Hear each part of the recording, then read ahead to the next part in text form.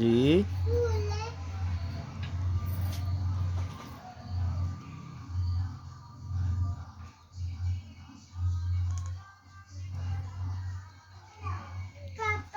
जी। मिठू ये क्या कर रहे हो गंदे?